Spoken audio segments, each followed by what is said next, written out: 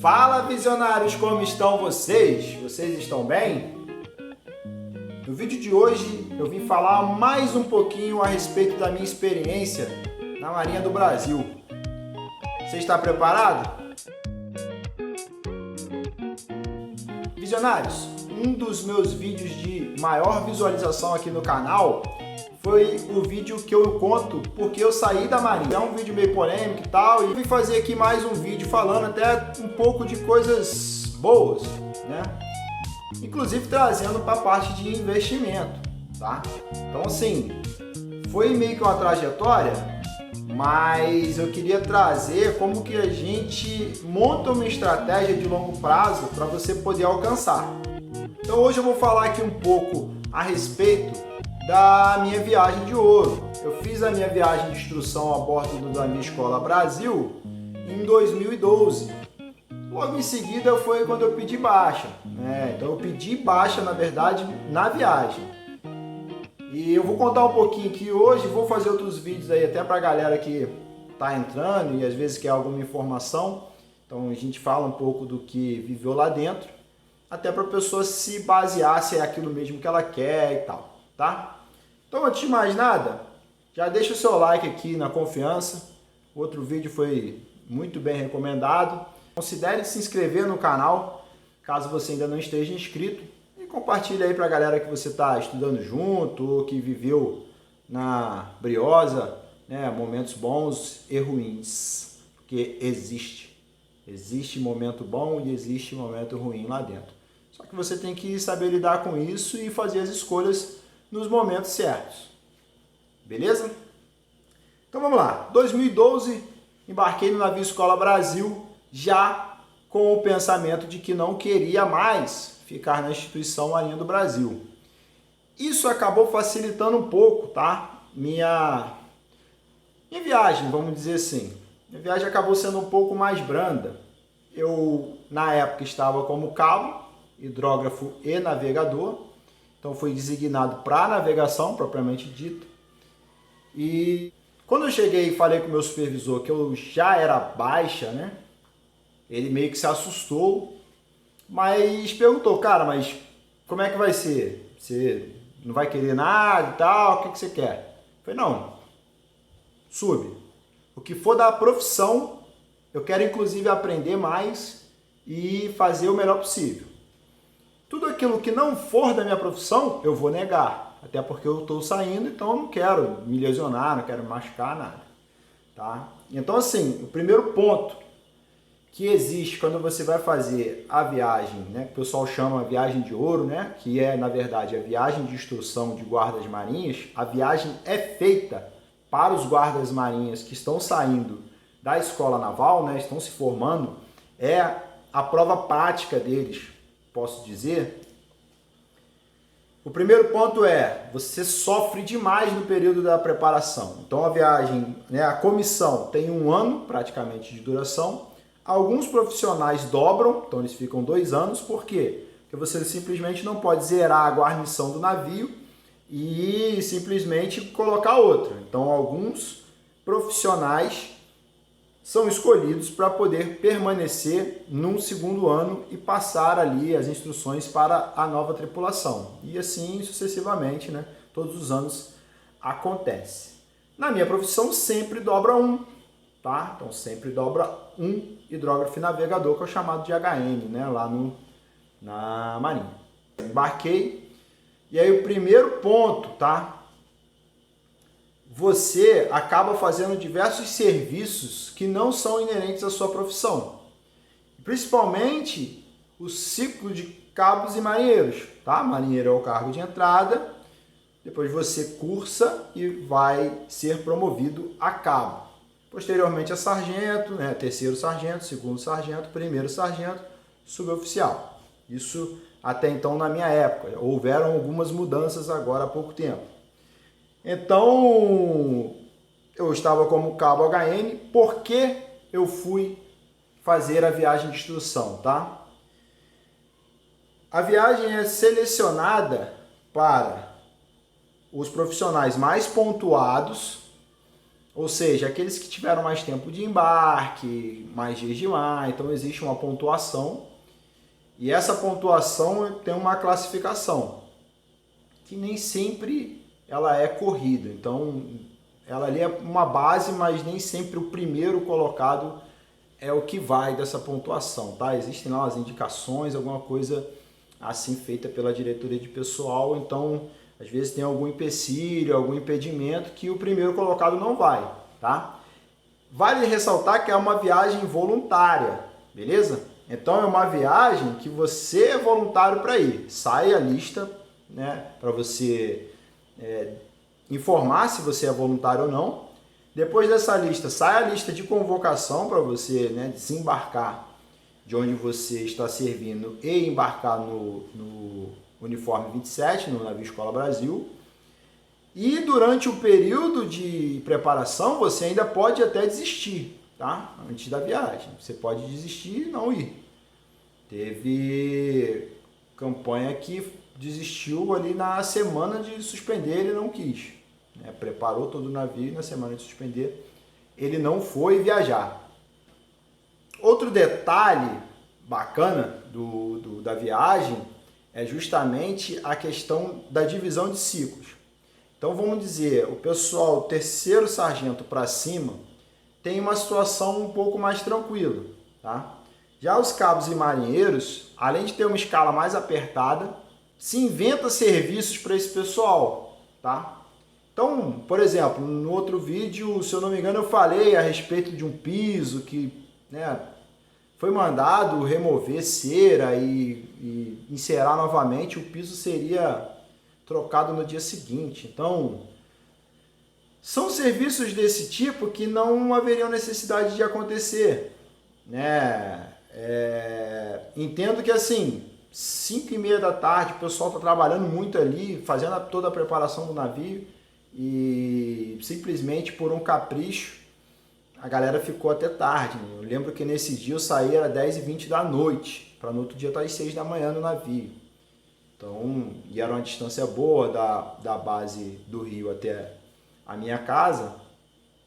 Então, eu praticamente só fiz um bate-volta em casa, né? E beleza, no outro dia quando eu cheguei às 6, o paisano já tinha quebrado 1/3 do piso já, ou seja, não fazia sentido nenhum, tá? Então, esses tipos de serviço que, teoricamente, não eram inerentes à profissão da galera, também me estressava, tá? Me estressava, e aí, como eu já fui para o navio escola como baixa, eu já não fazia. Então, esse dia mesmo, eu simplesmente fui para o meu beliche, descansei, quando liberou o pessoal, eu fui embora, tá? Sem remorso nenhum. O acordado nunca é caro, a gente sempre fala aqui, então era o acordado, eu não ia fazer. O que era inerente à minha profissão lá de navegação e tal. Então, muitas vezes também eu saí tarde, sem necessidade, porque o meu encarregado não entendia o que a gente tinha feito, e aí ele ficava lá tentando achar nos livros, né, dele o que eu tinha feito, o que os outros integrantes do grupo de navegação tinham executado durante o dia, ele não liberava a gente. Né? Ele poderia liberar e no outro dia ele informava se tinha algo certo, algo errado, seja lá o que ele queria falar. Então muitas vezes a gente ficava até 9, 9h30, 10 horas da noite para no final ele liberar a gente ficar lá sem fazer nada. A realidade é essa, tá? Porque não adianta, é um trabalho técnico. Todo trabalho técnico chega um momento que se você não parar, você vai acabar fazendo errado. Então não adiantava, chegava no horário, a gente parava, porque não rendia mais. Né? A visão já não pegava o detalhe. Então não adiantava você forçar a fazer algo que acabaria não dando certo. Então eu vou tentar fazer um apanhado também das profissões em si e falar um pouco da viagem. Esse vídeo hoje vai ser um pouco mais longo, beleza? Então não fiquem chateados não que o vídeo vai ser longo, mas tem várias coisas interessantes aqui, então vamos embora. Então, na preparação, nós ficamos 6 meses. A gente embarca um pouco antes do Natal no navio e começa a preparação para nossa viagem, tá? Então, essa preparação ela vai se estendendo ali até junho, um pouco de julho às vezes. E aí depende do ano, tá? Cada ano é uma viagem diferente. Então existem viagens que dão 6 meses certinho e existem viagens que dão 4 meses às vezes. Então depende muito do percurso, né, que será percorrido. A minha viagem em si levou um pouco mais de 5 meses, tá? Nós suspendemos no início de julho e chegamos já no meio de dezembro. Então a gente conseguiu fazer uma viagem ali com um percurso bacana. Essa parte da preparação, a gente desmonta o navio praticamente todo, tá? Faz as obras, os serviços que precisam ser feitos para garantir a segurança, principalmente da tripulação e da navegação. Dá para fazer tudo? Não, tá? Então cada etapa de preparação em cada ano você vai aumentando esse serviço, vai tentando fazer uma coisa, melhora uma coisa aqui, melhora outra ali, mas a gente consegue ir, tá? Passada essa etapa da preparação, que basicamente é isso, você vai preparar, vai deixar o navio pronto para poder seguir viagem. É feita uma inspeção com toda a tripulação, né? Uma viagem propriamente dita, onde são realizados diversos exercícios para verificar se a tripulação está pronta para fazer a viagem, beleza? Suspendido, nós temos alguns detalhes que precisam ser colocados aqui. E no meu caso foi muito tranquilo, tá? Porque eu tinha o poder de dizer não. Eu conseguia dizer não para algumas coisas que eu não aceitava, até porque o que quer adiantar, né, a administração do navio tentar me punir.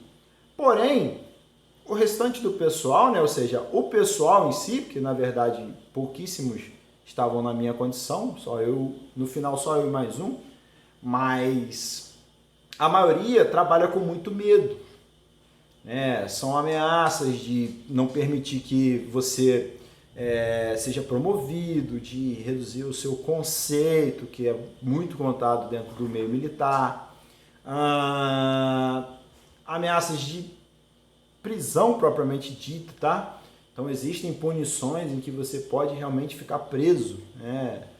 Então, por exemplo, lá você está na viagem, você poderia viajar, chegar num porto e não poder visitar aquele porto, porque você estava punido, você não ia poder sair do navio. Imagina, você chegar, né, em cidades bacanas demais, Barcelona, Lisboa, né, Amsterdã, Londres, né, Estados Unidos mesmo, Cancún no México e tal. Então, assim, algumas cidades que são sonhos de consumo para a maioria das pessoas e nós visitamos a trabalho, ou seja, ainda recebemos para aquilo, né? É fácil você conquistar isso? Não, não é. Como eu falei agora há pouco no vídeo, são selecionados. Então, na seleção, você tem esse pessoal que é mais pontuado, tá? E os primeiros colocados de turma. Algumas funções, um integrante é o primeiro colocado da turma referente àquela viagem.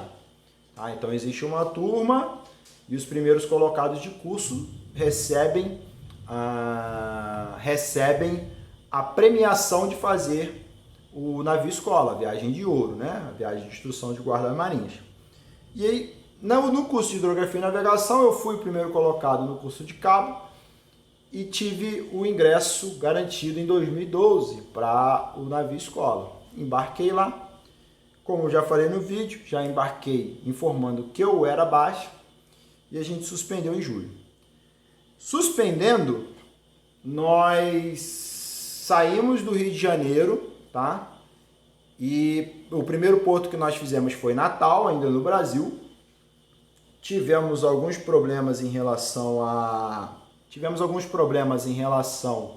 a numerário, tá? Porque nós tivemos que abrir as contas internacionais praticamente na véspera de suspender. Então foi até bacana, porque os gerentes do banco que a gente abriu as contas viajaram para Natal. Então para eles eu acredito que foi bom também, né? Porque eles acabaram ganhando alguma diária e acho que isso foi bem interessante para eles. Eles levaram os cartões e tal e nós viajamos tranquilamente. De Natal, nós seguimos para Las Palmas. Foi um porto que nós perdemos por um problema no navio. Teve um problema em um dos motores do navio, então a gente estava navegando com a metade da velocidade em que deveríamos navegar. Então nós chegamos à ilha de Las Palmas, né, que pertence à Espanha, já no limite em que a gente precisava sair do porto. Então, vale lembrar isso aqui também. Cada porto nós temos uma data determinada para entrar e sair. Então não é... Tem toda uma preparação, solicitação de acesso ao país. Nós estamos indo para outros países, então você precisa ter essa organização. Tem prazo, tá? Então, não é qualquer um que está entrando em outro país. Você está entrando com um navio de guerra num outro país. Então, você precisa ter esse planejamento. E quando chegamos em Las Palmas, já estava no final. Então, nós continuamos a navegação rumo ao próximo porto, que também era na Espanha, mas já no continente, em Barcelona. Passamos ali no Estreito de Gibraltar, entramos com o navio e tal, e depois de 17 dias nós chegamos ao porto de Barcelona. Todo mundo exausto de navegar por tanto tempo, e chegar no porto, né, foi extremamente gratificante, porque nós praticamente atravessamos, né? Nós atravessamos o oceano de uma vez, não teve parada no meio do caminho. Então a galera se dispersou, conhecemos Barcelona, então tive a oportunidade de ir no Camp Nou, né, em diversos, na Sagrada Família, em diversos pontos turísticos da cidade. E ali eu já comecei a ver algumas diferenças, principalmente em relação ao Brasil, como por exemplo, estações de trem, metrô, que não tinham roleta, né? Não tinha catraca, tinha ninguém conferindo ali se você tinha pago ou não. Então você comprava o bilhete na banca de jornal e acessava o transporte público. Assim, situações bem bacanas. De Barcelona, nós seguimos viagem para Atenas, né? Para Pireu, na Grécia. De Pireu, na Grécia, nós seguimos para Istambul, na Turquia. Voltando, fizemos Civitavecchia, que é a Itália, e ali a gente pegava um ônibus para Roma. Então, você tinha uma viagenzinha, mas era bacana. A cidadezinha de Civitavecchia também é maneira, que é aquela cidade conhecida, porque tem uma estátua bem grande, né, de um marinheiro com a professora e tal. Essa é a cidade que existe, aquela estátua gigantesca. Da Itália, nós viemos para Toulon, no sul da França, onde era possível conhecer algumas outras cidades bem bacanas ali no sul da França, né? Como Nice e Mônaco. Então, dava para ir de ônibus, né? Então, o navio fretou um ônibus para Mônaco e nós conseguimos conhecer um principado bem bacana. Fiz o percurso da Fórmula 1 e tal, então eu achei algo bem interessante. Tá? De Toulon nós viemos para Lisboa. Lisboa foi algo interessante. A gente visitou Lisboa justamente na semana da independência do Brasil, né? Então fizemos lá uma festa e tal, e a gente tocando o hino nacional, que é doido mesmo. A gente tocando o hino nacional lá na praça, lá perto do porto, e de madrugada, e não pode, né? Na Europa você não pode fazer bagunça à noite, não pode fazer barulho. A polícia chegou pra gente lá, mas aí desenrolou legal, trocou uma ideia, a gente entendeu, e eles também. Depois a gente embarcou e suspendemos. E aí seguimos viagem de Lisboa e fomos para Holanda, e também outro país muito bacana, cara, muito show de bola, um ambiente assim bem peculiar, né? É uma liberdade que se tem, mas que tem um preço, né? Em muitos países da Europa a gente acha que as pessoas simplesmente são né, educadas em si, mas na verdade existe um preço, tá? É uma liberdade diferente. O brasileiro, ele não sabe a liberdade que ele tem. Eu digo isso porque, por exemplo, em Barcelona, que foi o nosso primeiro porto, na praia de Barceloneta, você pode tomar banho do jeito que você quiser, entendeu? Do jeito que você quiser. Você pode sair do trabalho, simplesmente tirar a roupa e tomar banho. Se você sair da praia e entrar em alguma rua perpendicular à da orla, já aparece alguém e pergunta por que você está sem camisa. É nesse nível. Entendeu? E aqui no Brasil você anda sem camisa por tudo quanto é lado aí, né? Ninguém reclama em si. Mas, assim, a liberdade que se tem lá é por conta de muito processo. Foi conquistado aos poucos. Teve ali muita lei, né, e fiscalização para que se chegue àquele nível de segurança, vamos dizer assim. Mas a liberdade no Brasil é muito maior do que a de qualquer país da Europa. Isso você pode ter certeza. Aqui você faz o que quiser. Lá é mais complicado. De Amsterdã a gente seguiu viagem, chegamos em Copenhague, na Dinamarca, outro país show de bola. E de Copenhague a gente tinha a oportunidade de conhecer Malmo, na Suécia, até a terra onde a jogadora Marta, né, passou um tempo lá nesse clube de Malmo.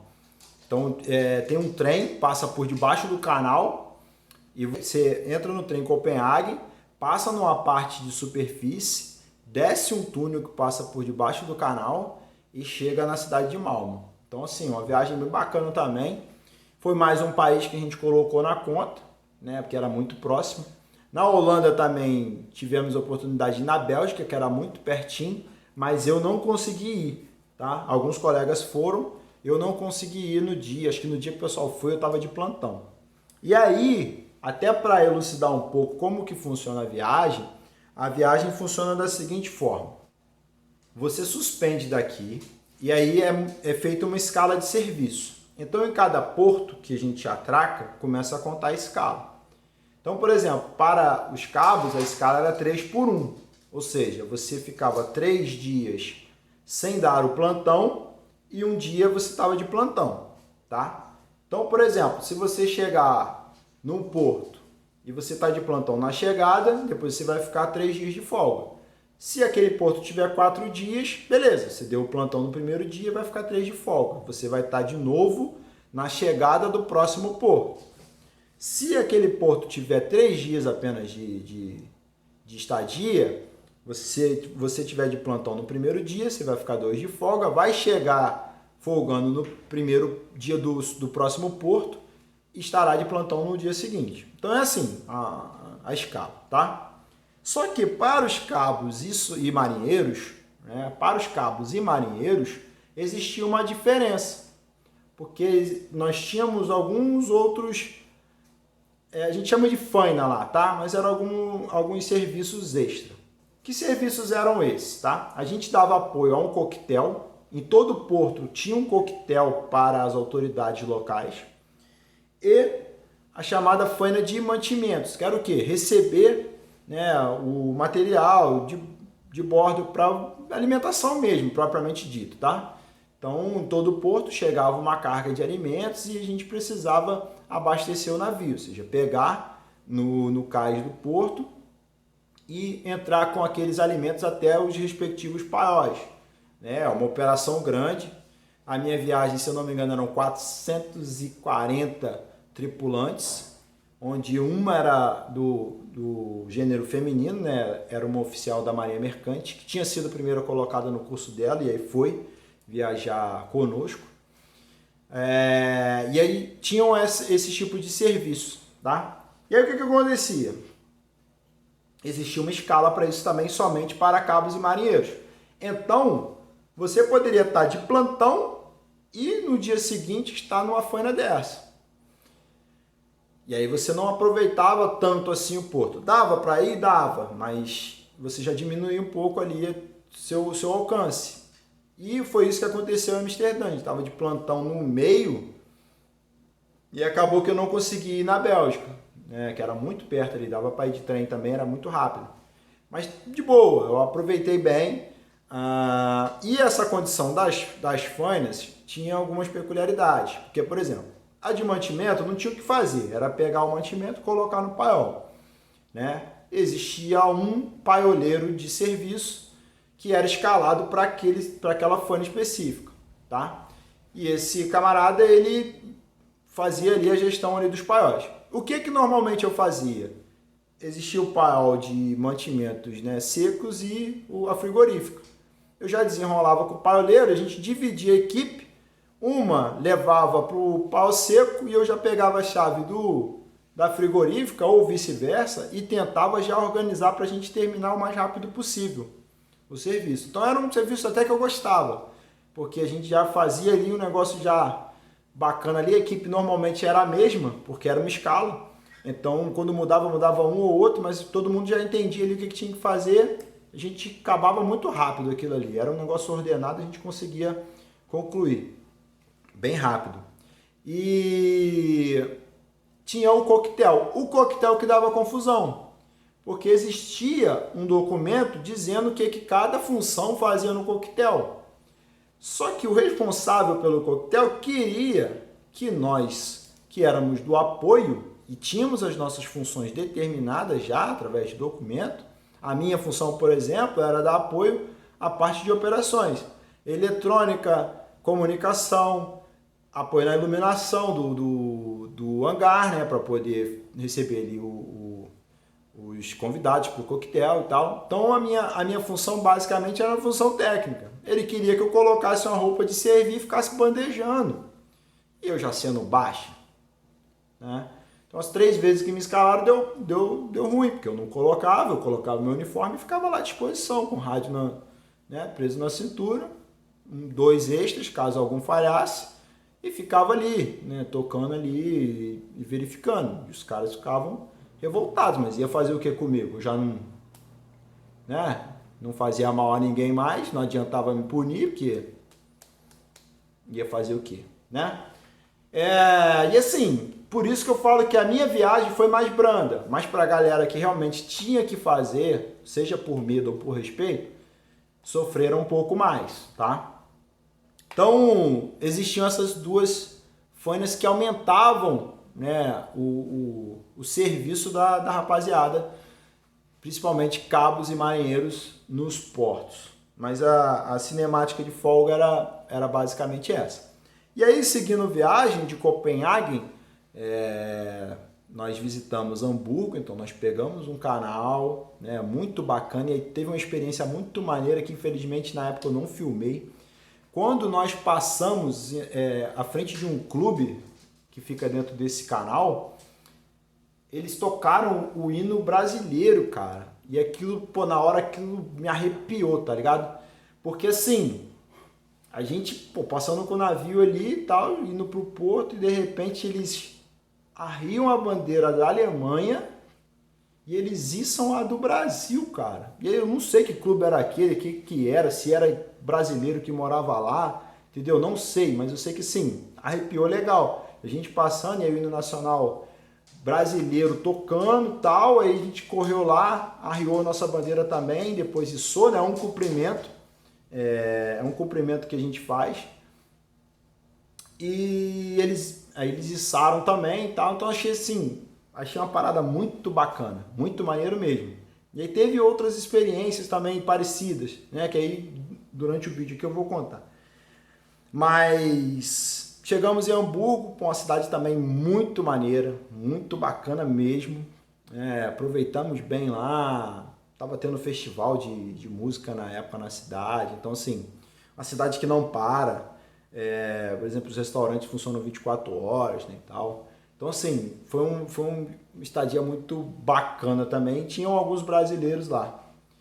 Saindo de Hamburgo, nós fomos para Londres, na Inglaterra. Então ali é até uma parada que eu brinco, né? Porque a Tower Bridge, né? A ponte de Londres, né? Aquela ponte bonitona, azulada lá de Londres, abriu, né, para o navio passar, que a gente atracou do lado do navio Museu Belfast, que fica atracado ali justamente em Londres, né? Dentro ali do canal, dentro do rio.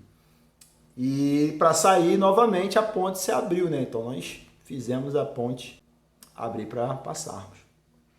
E ali foi outra parada bacana, porque Os londrinos, cara, eles são apaixonados pela marinha, vamos dizer assim, né? Então, quando nós passamos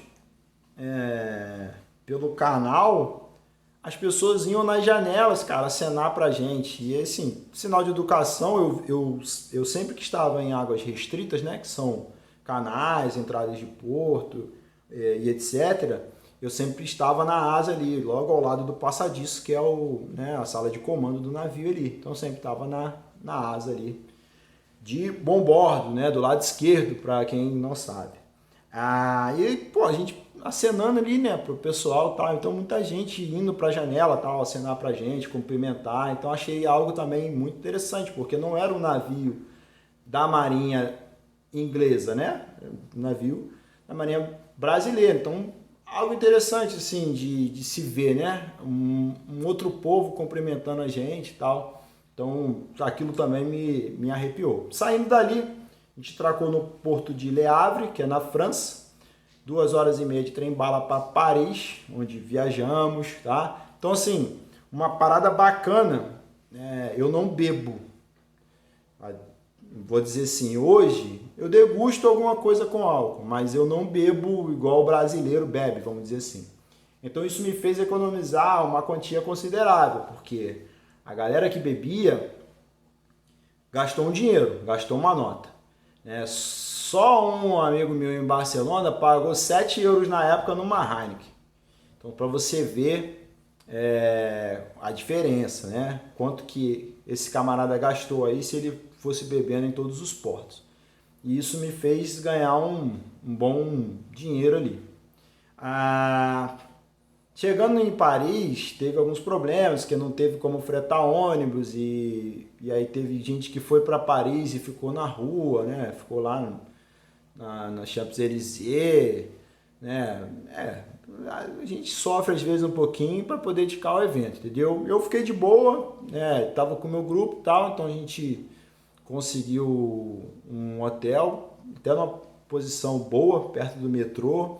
Então deu pra gente conhecer bem, a gente conseguiu ficar 3 dias em Paris e conhecemos, né? Fomos no Louvre, na Torre Eiffel, né? Visitamos lá Champs-Élysées e tal, Notre Dame. Então, assim, fizemos um passeio muito bacana. Galera que viajou comigo e tal, o pessoal, pô, altamente. Não vou citar nomes aqui no vídeo para não esquecer de alguém e de repente depois o pessoal ficar chateado, mas quem viajou comigo sabe, principalmente o grupo ali que... aquele grupo que ficou barrado lá, né? Vai chegar na etapa que a gente vai falar aqui do grupo que ficou barrado. Mas, beleza, em Le Havre se encerrou ali a nossa estadia pela Europa. Então, olha quantos países nós conhecemos, né?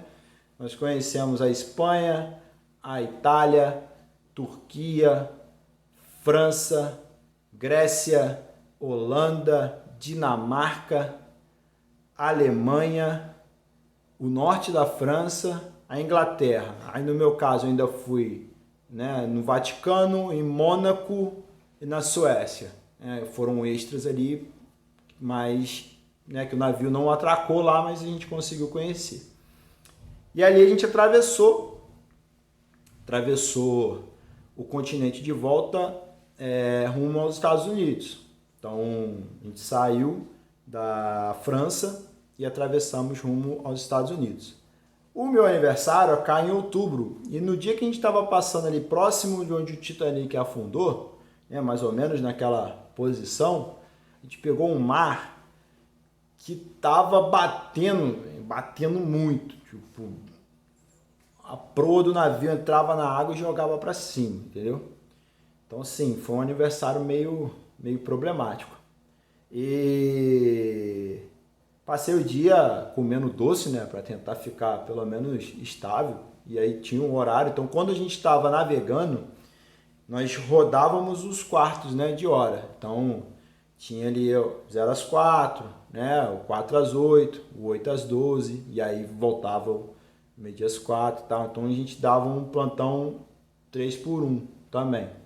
Tá? Então, se eu estava, por exemplo, de meia-noite às 4, ia passar o 4 às 8, o 8 às 12, eu estaria no outro horário. tá? Então tinha essa diferença. Durante o dia tinha uma escala de 3 horas, que era até justamente para o horário não ficar igual. Aí ficavam, né, 4 quartos de 3 horas e 3 de 4, que era justamente para os horários irem mudando, né, conforme a gente ia dando plantão. Então durante o dia o horário era menor. Mas era desse jeito em viagem, tá? Então deu o horário, cara, que foi sofrido, tá? Sofrido mesmo. E aí o comandante dá cortesia, porque o telefone era muito caro na época, por satélite e tal. Então os aniversariantes iam lá na estação rádio e conseguia ligar para casa, falar com a família, né? Então era uma atitude muito bacana que o comando até dava, né? A gente entende que pela situação que a gente está ali, né, e o tempo que a gente passa ali, é algo até que representa uma certa empatia, né, pela condição. Você está ali distante da sua família e tal, então é pelo menos um momento ali de você conseguir falar, né, com um familiar seu. Então achei muito bacana aquela data ali. E aí, em outubro chegamos em Baltimore, né? E na época, para quem não lembra, 2012 foi o ano que teve aquele furacão Sandy, né? Tivemos o furacão Sandy passando ali nos Estados Unidos. E justamente ele passou por ali. Como nós éramos profissionais da hidrografia e navegação, quando chegamos em Baltimore, foi criado um serviço que era de monitoramento do furacão. Nós não tínhamos ainda, né? Pô, hoje você consegue monitorar na sua mão, tá? Em 2012, a gente estava começando ali, né? Internet portátil, de alta velocidade e tal. Então, em alguns países era até fora de série. A Dinamarca, por exemplo, você tinha aquela internet com modem, aquele modem portátil, né? USB, e você roteava aquela internet dentro do navio, todo mundo usava com uma velocidade incrível, né? Por exemplo, na América do Sul, entendeu? Nem distribuía a internet, porque não dava, entendeu? Não ia conseguir fazer nem as funções básicas do navio. Então, assim, até essa diferença e tal, diferença também, por exemplo, de telefonia, você ligava para o Brasil por 1 centavo de euro, entendeu? Por minuto. Então, você comprava um chip no país, você não conseguia terminar o crédito. Aqui no Brasil é um absurdo, né? Se fosse ligar ao contrário, não conseguia, ia pagar uma nota. Então existem também essas diferenças que era brabo. Já chegando nos Estados Unidos já começou a mudar um pouco isso. Nos Estados Unidos já era um pouco mais caro a telefonia em si. Não era muito caro, tá? Mas como estávamos acostumados com a Europa, que era muito barato, né, o serviço de comunicação, os Estados Unidos já começou a sentir um pouco, mas de boa. Compramos os nossos chips e tal e conseguimos nos comunicar com a família. A internet também já era melhor também nos Estados Unidos, né? Então você conseguia se comunicar bem. E ali a gente, né, tava na terra ali das oportunidades. Então você, né, aproveitava ali para conhecer muitos lugares. Estados Unidos tive essa questão de ficar lá monitorando o Sandy, né? E demos muita sorte de sairmos de Baltimore, contornarmos o furacão, entramos na Flórida. Quando a gente entrou em Fort Lauderdale, o furacão passou ao largo no oceano e ele entrou em Baltimore. Ele passou exatamente aonde nós estávamos atracados, né? Destruiu muita coisa lá na época e tal. E a gente ficou até meio chateado, né? E feliz ao mesmo tempo, porque a gente se safou, né? A gente conseguiu passar ao largo do furacão, então a gente nem viu o furacão em si na viagem. Foi abençoado mesmo o caminho ali. Chegamos em Fort Lauderdale, aí dali, né, cara? Ali é só alegria, né? Flórida para brasileiro, só alegria. Todo mundo fala português, então fica mais fácil, né, de você até se safar ali. Mas alugamos um carro. Eu lembro que na época nós alugamos aqueles carros do serviço secreto americano, né, aquelas blazers gigantescas, né? E eu lembro que a gente pagou R$1.000 por 4 dias. né? R$ 250 a diária, com tanque cheio, a gente podia entregar vazio, com GPS, com o seguro já incluso, né? Então assim, cara, muito barato mesmo. Então alugou, na época, eu e mais 4, e ali nós fomos para Orlando, e aí eu fui lá apertar a mão do Mickey, entendeu? Fazer umas comprinhas também nos Estados Unidos, então a gente faz umas comprinhas ali, lembrando que você tem que respeitar o que diz, né, a Receita Federal, a gente passa na alfândega na volta, né? Então assim, é óbvio, existem alguns detalhes que, por exemplo, um relógio, você está sem relógio, você comprou um relógio e tal, você colocou ali, é material de uso, mas as compras em si que você vai trazer para o Brasil, elas são tarifadas, principalmente se for equipamento grande, que vai para o paiol. Então no paiol você vai registrar ali a nota fiscal e tal, e a gente já pagou a guia de importação antes do navio atracar, tá? Então tem ali um certo grau de resistência, né, em relação à alfândega, não é simplesmente entrar com tudo, tá? A gente tinha ali principalmente na minha viagem, foi cobrado firme ali a questão da tributação lá nos objetos que estavam sendo transportados a bordo. Então, de Orlando, a gente ainda aproveitou a diária do carro, né? E demos um plantão. No outro dia a gente foi para Miami. Aí passamos um dia e meio em Miami, voltamos, entregamos o carro e voltamos pro navio para poder suspender rumo ao México, tá? Beleza, chegamos no México sem nenhum problema, atracamos na ilha de Cozumel, porque em Cancún não tem profundidade no canal para o navio chegar. Inicialmente estávamos programados para ir para Cancún, mas o navio não atracava lá.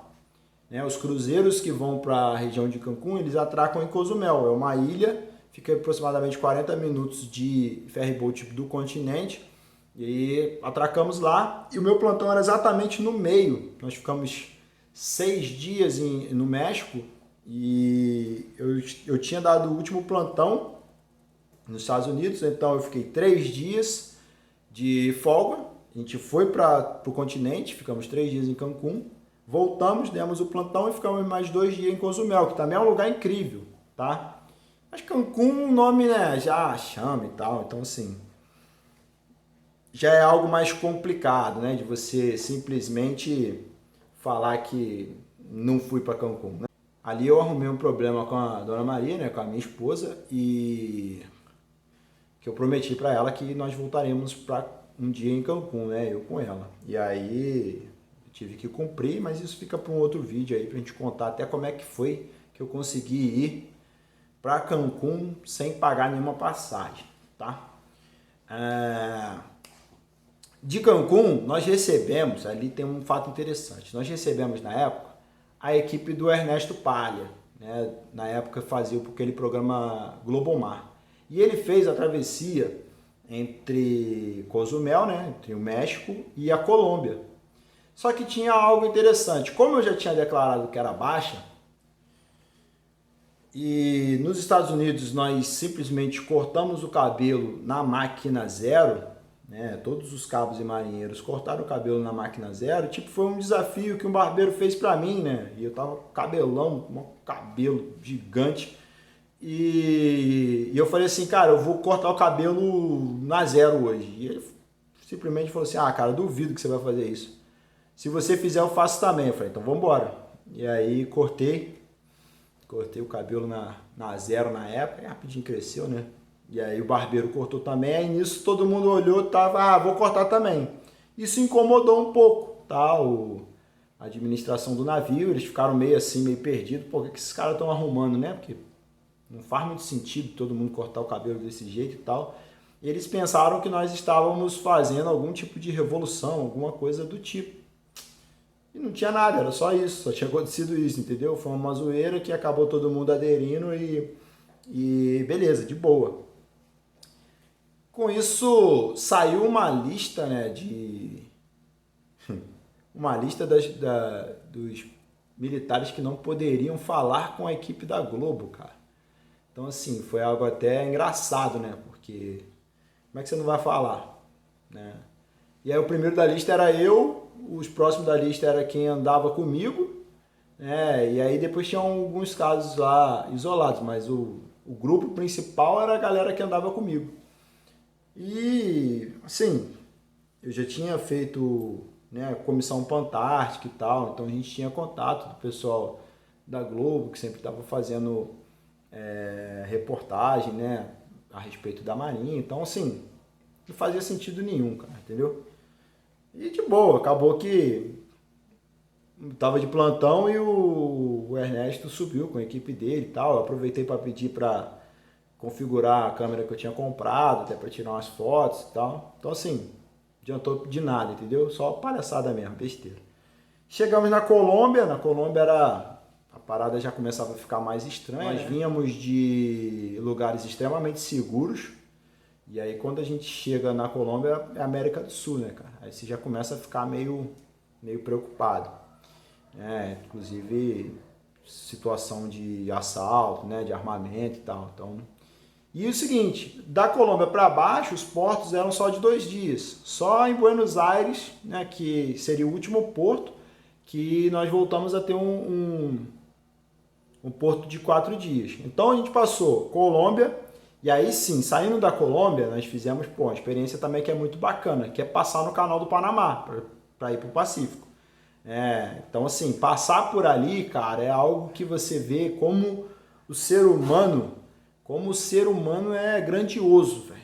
Como que a gente consegue fazer uma obra daquele tipo ali, onde você coloca um navio para subir o mar, né? Tem os sistemas de eclusas ali, e aí você entra com o navio, ele lá enche, você passa para a próxima etapa, enche de novo, passa até chegar ao nível do mar do Pacífico, porque para quem não sabe, o Pacífico ele é mais alto que o Atlântico, tá? A América inteira, né, a América do Norte, Central e do Sul, ele faz meio que uma parede. Então a água, você só tem um lugar de passagem propriamente dita da água do Pacífico para o Atlântico, que é no Estreito do Drake, lá no sul, entre, né, o Chile ali, é o sul do Chile e da Argentina, e a Antártica, que faz até um funil ali mesmo nos continentes.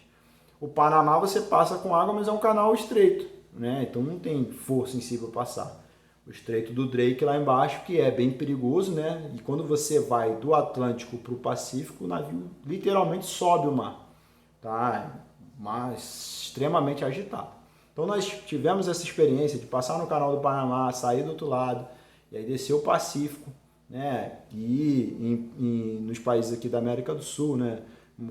Callao no Peru, Guayaquil no Equador, depois descemos para Valparaíso no Chile. Valparaíso, uma cidade que é extremamente perigosa também, tá? Não é tão simples assim de você conhecer e ficar ali. Então tivemos alguns casos de Boa Noite Cinderela em colegas e tal. Então assim, foi bem estranho. Quem não andava em grupo, né, acabou não se protegendo tanto e tomou alguns golpes lá. Descendo, nós não fomos pelo oceano, né, pelo Pacífico. Nós descemos e entramos nos canais chilenos, com 2 práticos chilenos. Então fizemos a navegação por dentro, um lugar muito bacana. Inclusive eu congelei, né, cara, ali. Teve um período sem necessidade, né, uma navegação noturna, e eu lá na asa, no frio danado, né, passando frio ali, e eu nem sentia, cara. É uma sensação que você nem sente que tá congelando, entendeu? Então, simplesmente quando eu passei o serviço e entrei no navio, tinha tanta gente no passadiço, né, na área do comando, que a diferença de temperatura era muito grande. E ali eu apaguei. Aí o pessoal me ajudou, tal, administraram soro aquecido, né, na minha circulação e tal, para eu poder voltar. Aí, beleza, foi zoeira depois, né? Falaram que só faltava o palito para virar picolé e tal. Aí eu zoei de volta também, outras coisas lá e tal, mas beleza. Então passamos ali no Estreito de Magalhães, né, no sul da América do Sul ali, atravessando do Chile para a Argentina e saindo no Oceano Atlântico para fugir justamente do mar, né? Que é ali embaixo é bem violento. Subimos, chegamos em Montevidéu, né? Que foi o penúltimo porto. Tivemos um probleminha de navegação lá, porque a gente chegou antes do prazo. E chegando lá, nós tínhamos ainda praticamente meio período, né? E o comandante queria fundear, né? Ficar com o navio parado, fundeado lá em Punta del Este. Só que nós não tínhamos levado carta daquela região, porque nós não iríamos fundear lá. E simplesmente meu encarregado na época não falou com o comandante isso, e nós íamos fundear sem carta, entendeu? Então estaríamos ali praticamente à deriva, porque não tinha detalhamento para fazer, né, uma marcação de posição naquela situação. Eu tive que subir com outro cabo, falar com o chefe de operações, falar com o comandante que não tinha como fundear a linha, cara. Então, por conta do mesmo encarregado que me deixou congelar lá no Chile, nós iríamos sofrer outro problema, podendo ficar, né, pegar um rochedo, alguma coisa assim, por não ter uma clareza na posição ali, uma definição de posição para fundearmos. E aí, beleza, a gente ficou rodando com o navio ali até o horário de entrar. Atracamos no Uruguai, comemos aquele churrasco, né? Muito bom, por sinal, e barato, né, no Uruguai. Também foram 2 dias, então foi muito rápido. E suspendemos, entramos ali no Rio da Prata, né? No Canal da Prata, para chegar a Buenos Aires. Buenos Aires, nosso último porto, aí, né, eu tive a oportunidade de levar minha esposa. Minha esposa foi do Rio para lá de avião, encontrei com ela, a gente, né, passou um períodozinho ali, consegui manobrar o meu serviço, então não dei plantão em Buenos Aires, não dei plantão em Buenos Aires, fiquei 4 dias, né, ali, a gente conheceu alguns lugares, né, ali no centro mesmo de Buenos Aires e tal, matamos um pouco a saudade ali. Mandei roupa já por ela, porque não pagava nada mesmo, então estava de boa. Já mandei uma mala por ela para diminuir meu trabalho no regresso. E aí ela voltou de avião e eu vim de navio para a última pernada, né? Voltando ali para o Rio de Janeiro e chegando ali já em meados de dezembro, beleza? Então assim, essa foi a trajetória da minha viagem. Você vê, no meu caso foi uma viagem mais tranquila, porque eu não tinha o peso de estar presente depois daquilo ali, né? Depois da viagem. Depois da viagem eu simplesmente ia aguardar sair minha portaria de desligamento e ser feliz, tá? Como eu estou sendo até hoje. Mas para quem continuava lá, era algo bem sugado, como nós dizíamos, né? E assim, a galera sofreu, tá? Bem. Agora, trazendo para a parte de investimento, qual investimento que eu fiz me mantendo em fazer essa viagem? Cara, eu consegui conhecer cerca de 20 países, tá, diferentes. Ao invés de eu pagar para conhecer, eu ainda recebi para conhecer esses países. Foi um enriquecimento cultural imenso. A minha visão de Brasil, depois de passar por todos esses países, cara, mudou drasticamente. Eu não consigo enxergar o Brasil, né, como um país pobre. Você vai na Europa, praticamente toda a alimentação que chega lá, que nós comprávamos, era made in Brasil. Então assim, não faz sentido você dizer que nós somos uma nação pobre, emergente. Beleza, é considerado lá pelos ricos. Mas cara, tem alguma coisa errada. Entendeu? Não tem como. Países que não produzem praticamente nada com matéria-prima, mas obviamente eles sabem desenvolver, né, o produto de maior valor agregado, tirar onda com o brasileiro, cara. Entendeu? O Brasil tinha condições de ser potência, de estar pau a pau ali com a China, porque a China também não consegue produzir, por exemplo, tanto alimento como nós conseguimos aqui. Então, assim, era para sermos disparados. Você chega na Europa, você vai conhecer algumas equipes de determinadas pesquisas, sempre tem um brasileiro no meio. Por que essa galera não está aqui produzindo? Né? Então, assim, foi um enriquecimento cultural, cara, estúpido. Estúpido pode ser a palavra que remete em si, porque a gente fica muito triste e chateado quando nós voltamos para cá e começamos a ver algumas situações que acontecem aqui no Brasil e que você não vê lá fora simplesmente porque existe a fiscalização às leis, entendeu? Você lá tem a liberdade de fazer o que for certo, ponto. Você pode andar na rua 2 horas da manhã sem fazer barulho, você pode fazer o que você quiser desde que esteja dentro da lei. Aqui no Brasil você pode fazer tudo o que você quiser, desde que a lei não vá atrás de você. Então, tipo, você pode fazer o que quiser aqui, entendeu? Se tá na lei ou não tá na lei, você pode fazer. Se você for pego, talvez você será punido. Então, assim, acaba virando essa bagunça, infelizmente. Mas a viagem em si, o grande barato foi esse. Eu recebi, né, para conhecer todos esses lugares. E isso, pô, foi incrível. Eu não tenho como dizer que não foi bom. Foi doído, foi cansativo, né? Foi sugado mesmo, como falamos lá. Mas não tem como eu não agradecer uma experiência dessa que eu tive.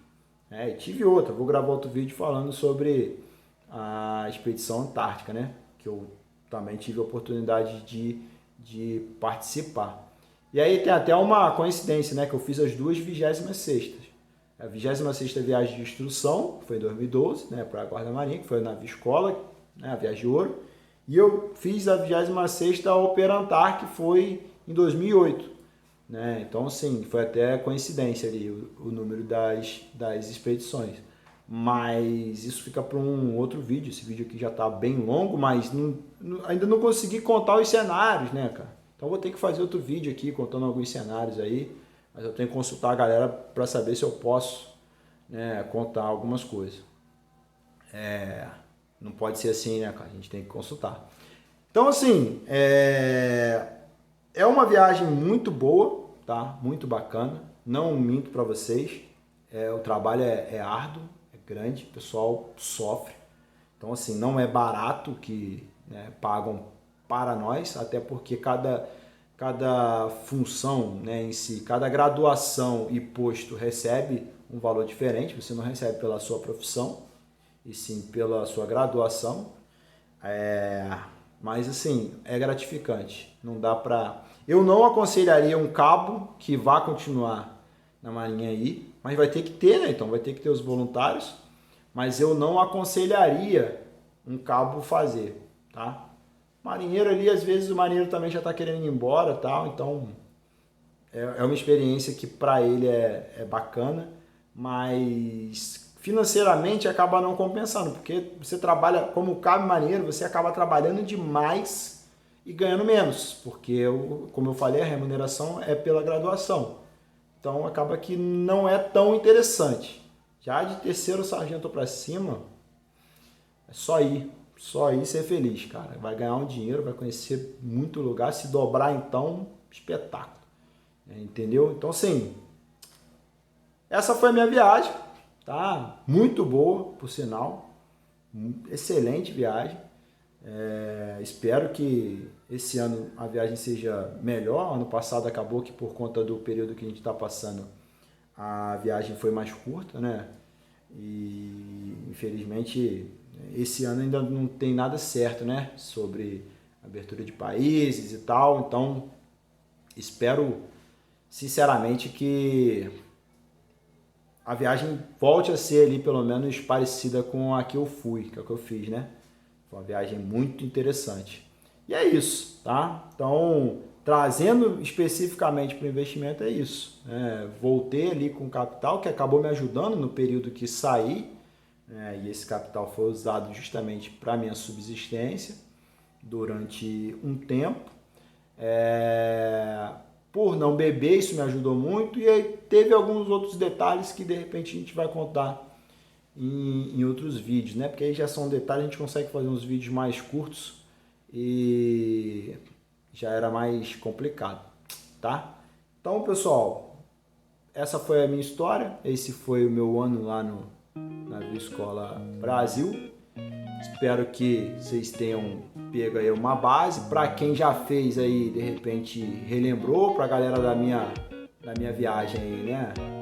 Passar pelo período aí, pela experiência, de repente fez lembrar aí algumas memórias. Considere se inscrever no canal se você ainda não é inscrito. Aqui a gente fala de empreendedorismo, de negócios, de investimentos e de vida. Curta esse vídeo se você gostou. Se você não gostou, deixa aí um dislike aí, deixa um não curtir pra gente saber qual o tipo de vídeo que você quer ver aqui no canal. Compartilhe esse vídeo para quem você conhece, de repente possa se interessar no assunto. Fico por aqui, até o próximo vídeo. Aquele abraço e tchau.